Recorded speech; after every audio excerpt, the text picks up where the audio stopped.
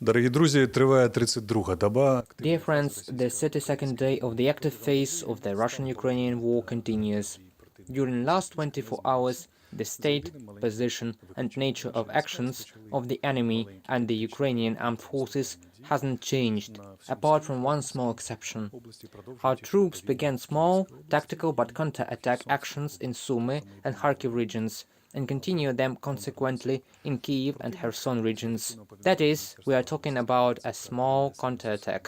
The enemy is now pursuing two main tasks after the official report of the Ministry of Defense of the Russian Federation about the transfer of efforts to the east of Ukraine. The first is to surround our forces in the Joint Forces Operation Zone, beat Mariupol and keep the defenses in Kherson region on the south, because these tasks are linked. If the enemy's defenses in the south fall, then his position around Mariupol will also worsen dramatically. They understand this, they are doing this, they have officially stated this. This means the following.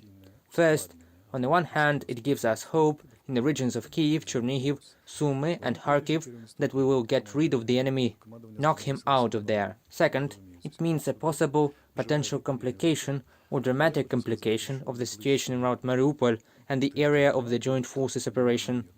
The military and political leadership of Ukraine, the command of the armed forces of Ukraine and the defense forces understand this situation very well and are taking appropriate measures. But I want to say that the next week or two will be unstable.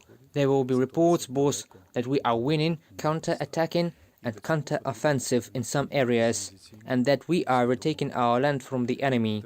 And secondly, there will be information that in some parts on the front, namely in the east, the situation is far from simple.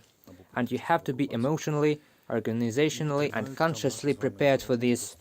We are holding on, supporting the armed forces of Ukraine, the defense forces and local residents who are in the zone of active hostilities or under temporary occupation and are holding our defenses there without the means available to them.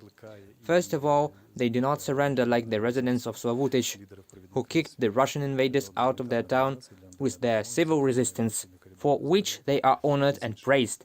The state cares about its citizens and the state is calling on and engaging international organizations and leaders from leading countries and international humanitarian organizations to provide assistance, namely evacuation corridors from Mariupol and other cities. This is reported every day by Irina Varuszhuk, Deputy Prime Minister, Minister for Reintegration of the Temporary Occupied Territories of Ukraine, who is doing a great job. Since we have gone on the counter-offensive in some areas, this means that there will be a lot of captives.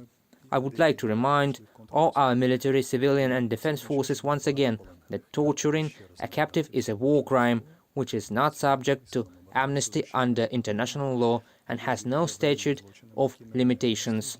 I remind everyone that we are a European army of a European country. We behave with war prisoners according to the Geneva Convention.